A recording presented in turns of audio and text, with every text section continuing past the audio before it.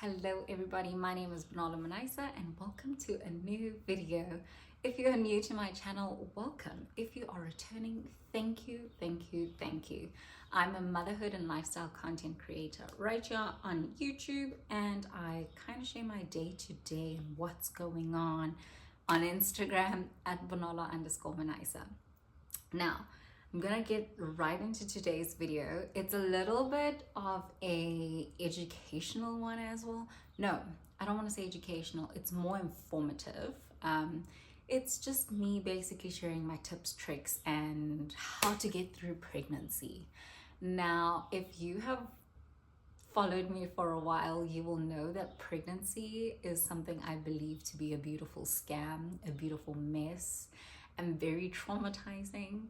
I think I'm at that point where I am ready to share my pregnancy with my daughter.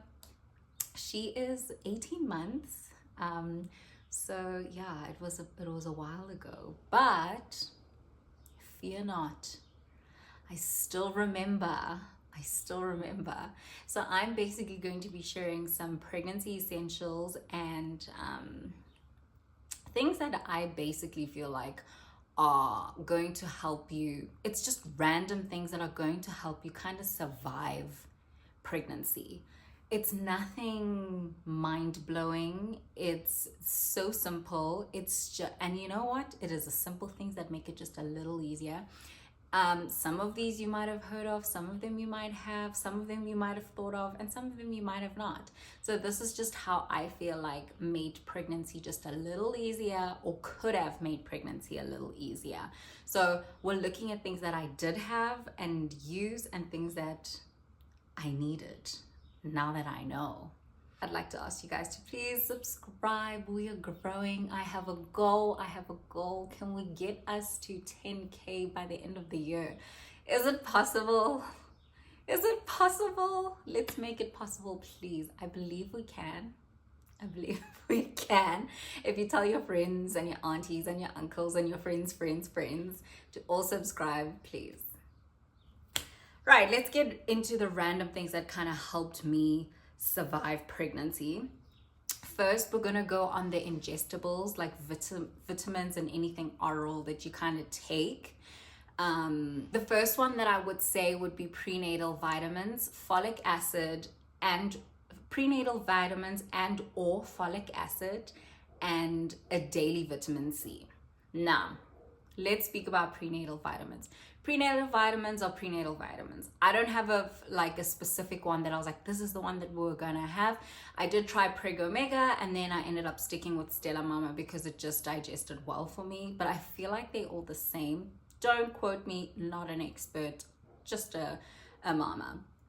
I started taking my prenatal vitamins as soon as I found out I was pregnant. However, I stopped taking them in first trimester because I was so sick, and I think the Omega just made the vomiting worse. So I just stuck to taking active folate for my first trimester, which is basically folic acid. And then second trimester, I started taking my prenatal vitamins. A tip, hack with prenatal vitamins, especially if you're like me and kind of can get sick of them, but also just in general, because you burp that shit the whole day. Take it in the evening when you're about to sleep. Literally take it in bed. Go to bed with a glass of water. Take it in bed. After scrolling on your phone, take it. Then you don't go through all that burping of the oil and yuck. Daily vitamin C. A daily vitamin C is incredible. So I hated being sick during pregnancy, because when you're sick during pregnancy, you can basically take nothing.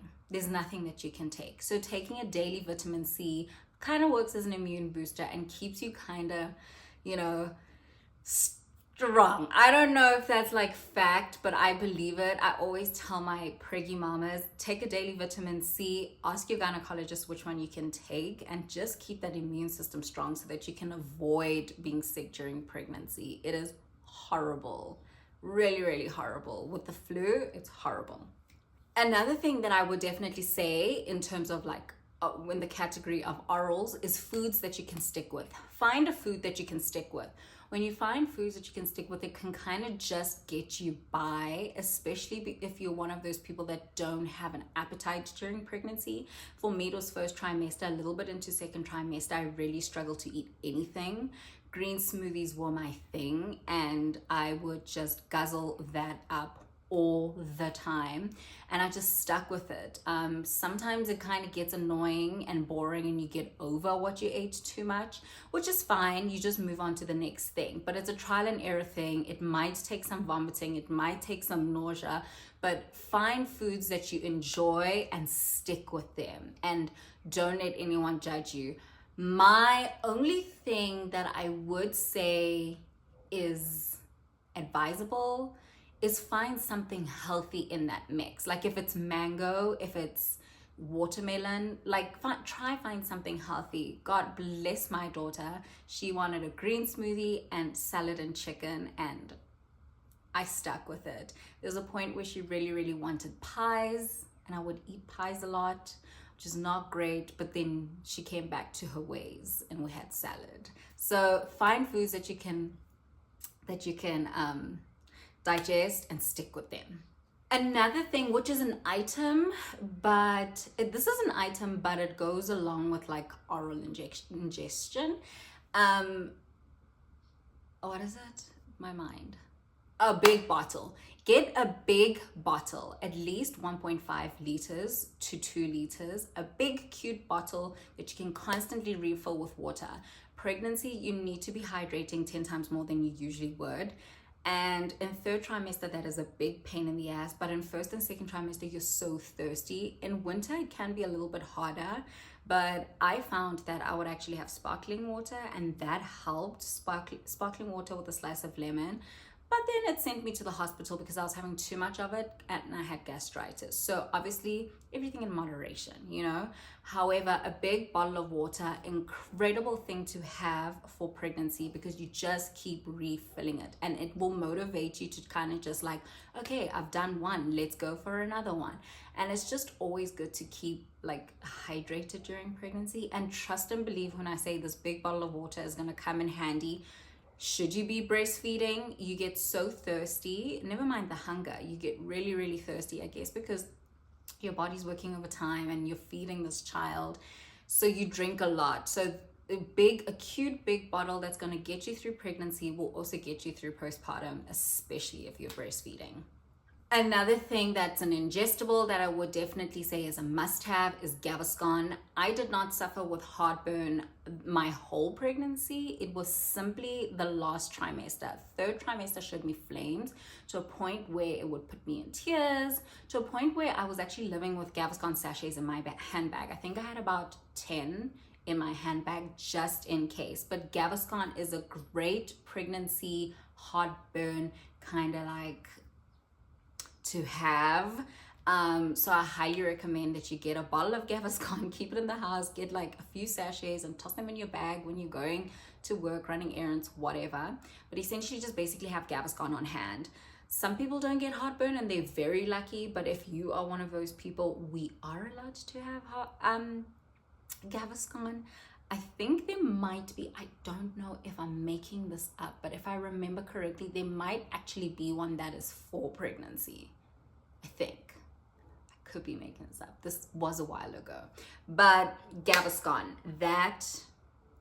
it really helped.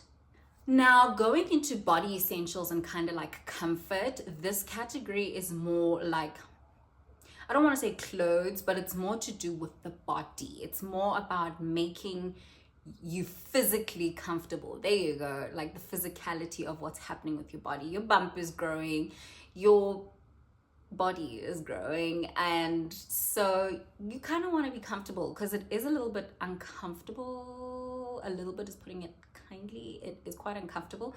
So you want to kind of do anything that's going to help make it comfortable. My first thing, and I like 100% believe in it, especially from second trimester, is a pregnancy pillow. Pregnancy pillows are vital.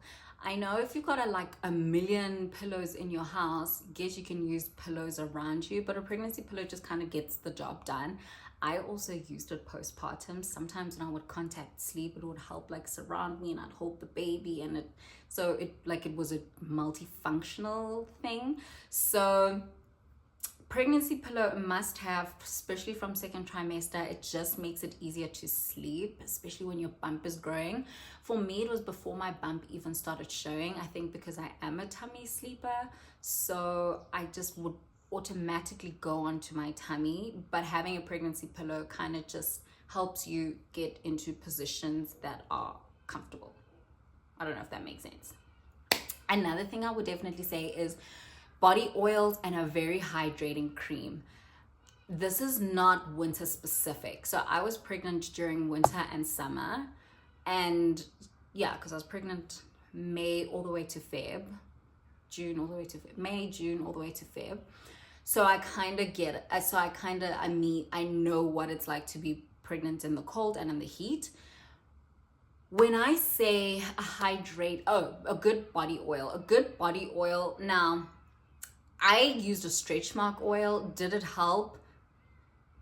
I don't know. I think it's not necessarily about stretch mark oils, but more about keeping your body that's stretching, the parts of your body that's stretching, hydrated and nourished. I read somewhere the more you keep it nourished, it kind of helps with the not stretching, the elasticity or something like that. So from first trimester, when I bought prenatal vitamins, I bought body oil. It was a stretch mark oil, and I would just rub my body all the time just to get into the habit. And a hydrating moisturizer just kind of helps keep that nourishment up. So you kind of want to do a body skincare regime so that you just constantly lubed up your belly, your love handles, your bums, and your thighs. That's the places that I always did. I would also do my boobs, which is great, but then I kind of overdid it because I would do it postpartum because I was so used to it, and then I'd get like cream on my nipples, and my daughter didn't like that when I was feeding. So that's just something to be mindful of. However, body oil and a really good nourishing hydrating body cream. I also want to kind of throw in Epsom salts in there. I think that's what they're called, but like pregnancy safe bath salt, because trust and believe, in the last trimester you sit and want to soak in the bath, you want to live in a bath, and those salts kind of just help relax. I think I used to use the Dr. Teal ones. I think they're pregnancy safe, I'm not sure, always check, but it's always best to go natural anyway, and don't get anything that's labor inducing. Like there are some plants and ingredients and herbs and stuff that can be labor inducing, so always be careful of that. Just ask your doctor or ask the person you're buying from at the store. Another thing definitely that I 100% believe, I am blessed, thank you Lord, thank you mom and dad for my genes. I did not have to wear maternity clothes. However, if you do, it's okay, do it. It's not that deep, but you can also just size up, which is what I did. So I'm usually a medium small, but in my pregnancy, I would size up sometimes medium large. Most of my clothes are generally just loose fitting anyway, because I love flowy dresses. So the next item would be to buy baggy sets. By baggy, I mean loose fitting sets, and I 100% mean sets. Top, bottom, tracksuit top, sweatshirt, tracksuit pants. Like, sets are incredible. They're just so easy going. They're nice, they're comfortable, this is just me, they're flowy, it's just nice and comfortable, and they help postpartum too, because you lift and you feed, it's easy to feed. Like, it's just so much better to wear a set. And I just sized up. So buying large sometimes was a little bit of a problem for me because it was too big. But sizing up is okay, because postpartum, you don't want anything tight anyway. You want things that are loose fitting. You sweat a lot, you're still saggy, and you want to be comfortable. So I 100% believe in buying sets and sizing up, because you're still going to wear them postpartum, at least 6 months postpartum. That's just what I think. And sets because it's a full outfit and they're just incredibly convenient. Where to get them? Shein, darling. I feel like if you just get a bunch of Shein stuff, about 7, you'll be okay. 7 sets, you'll be fine. And some loose dresses, Mr. Price. I got quite a few of mine from Mr. Price. I did get some cotton on ones, but my favorite place always H&M. And just, yeah, you want to be comfortable during your pregnancy. Another thing, which is kind of maternity related, but I would highly recommend getting a maternity bra / feeding bra already in 2nd trimester, or like in towards the end of 2nd trimester into 3rd trimester. This just kind of helps with the discomfort of your growing boobs. And I didn't, but when I was postpartum, I see why I should have. So a maternity bra, I highly recommend getting, and just you're gonna wear it afterwards anyway as a feeding bra, like, so, and it clips off and on, and yeah, so get a bunch of those and just wear those, or be like me and go braless. I don't wear bras during pregnant. I just actually don't wear bras in general. No, I don't wear underwear in general. So yeah, and bras, but you can kind of choose. You can go no bra, or you can kind of go the maternity / feeding bra way, because you're going to wear it anyway postpartum, especially if you're breastfeeding. Comfortable shoes. This is something so important. Luckily, we live in a world now. Back then, I don't even know if it was a thing. We live in a world now where you can wear Crocs. So get yourself a pair of Crocs. However, get yourself some cute slippers to wear around the house, especially postpartum when you're going to be chilling around. Your feet could get swollen, they do get sore, like anything really can happen. So I always suggest that get comfortable shoes, a comfortable sneaker that you can kind of wear from home to work, restaurant to doctor's appointment. Get comfortable shoes because you want to constantly be comfortable. I personally love flip-flops, and that's just me, and I'm not even ashamed of it. I'm a flip-flop girl. I love me a black flip-flop, so I always have flip-flops. The last thing in like the category of of comfort and just, would definitely be easy hairstyles. This is not an easy hairstyle. Do not get micro bonding. Do not do wigs and cornrows. And well, I guess it is. I don't wear wigs, so I can't really comment. But my thing is get easy hairstyles that you can rotate. Pick 2 to 3 easy hairstyles that you can rotate, keep on rotation, and just keep doing those. I personally, jumbo box braids are the way to go. I know I'm gonna sit 2 hours. This lady has 2 hours to plait my hair, and I'll just keep rotating that hairstyle. Sometimes I'll do brown, sometimes I'll do black, sometimes you just swap it out and you still kind of look cute. No, you still look really cute, and you're not sitting for long, and even taking them out, not sitting for long. It does suck because it doesn't last long, and that's where normal box braids come in. But find easy hairstyles that you can keep on rotation through your pregnancy, because sitting can kill your back, especially the last couple of months.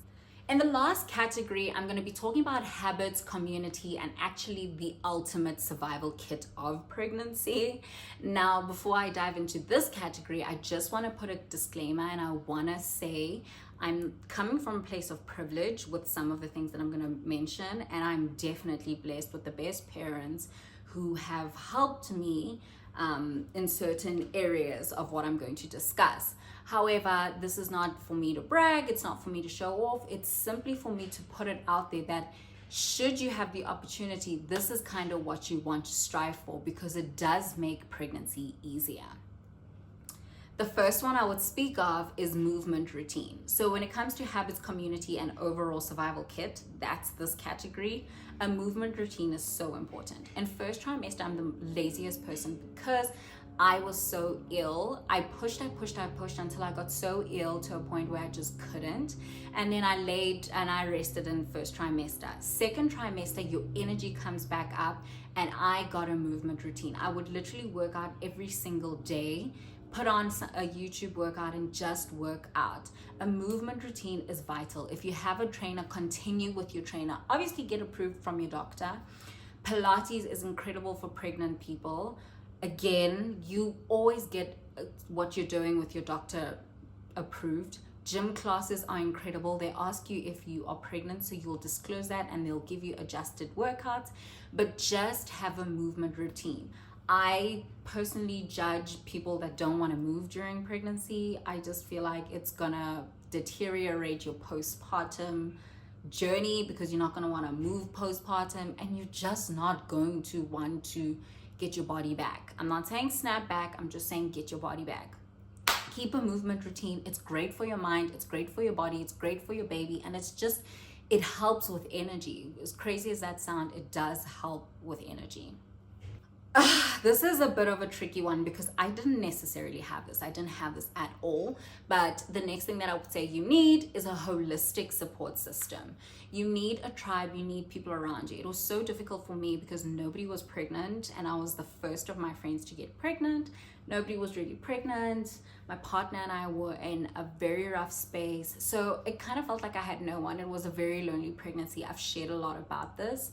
So this is why I'm so big on a holistic support system. Thank God for my parents. Thank God for my mom specifically, who took all my calls, even when I called 10 to 20 times a day. But you need support, even if it is just 1 to 2 people. Get support and make sure you stick with those people and appreciate those people. It is actually the reason why I started my digital village for moms, because I don't want moms to feel this way. I want moms to be able to say, guys, I'm struggling. How do you deal with baby daddy? How do you deal with a relationship that's deteriorating? Like, I want that for moms. And that is why Mama & Co exists, because I want everyone to feel like they have a holistic support system. So please follow at Mama & Co on Instagram. Subtle marketing over there.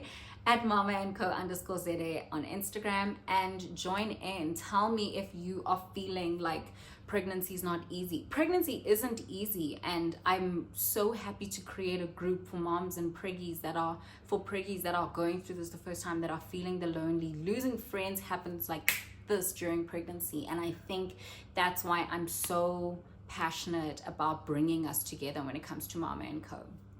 Now I'm rambling.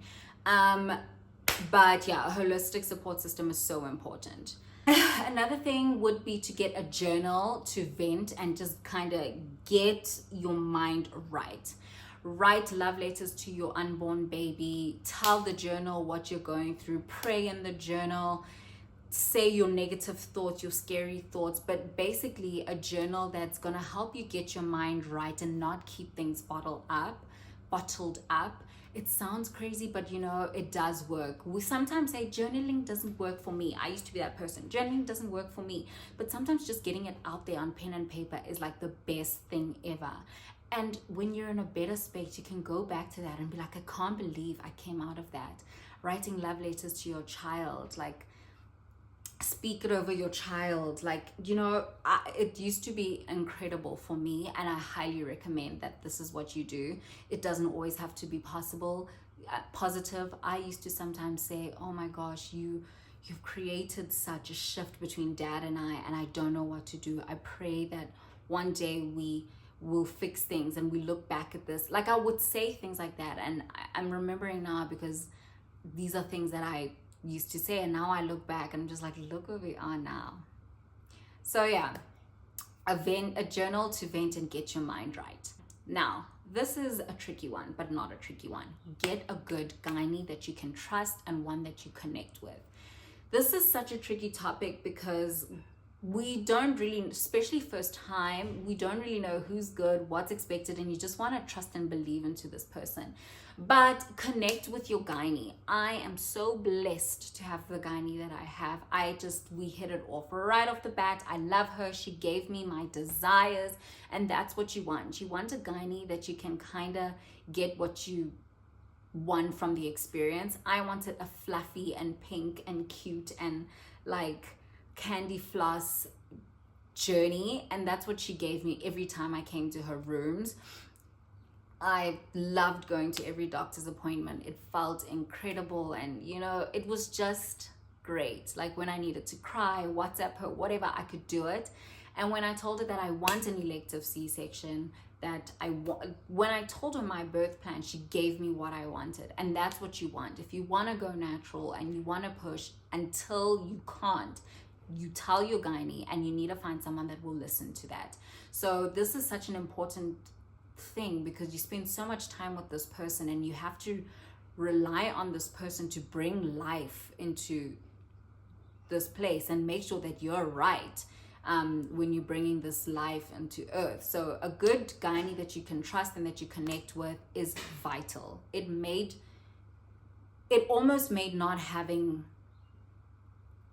like friends, my partner and things like that okay, even though he was at every appointment, but it made it okay.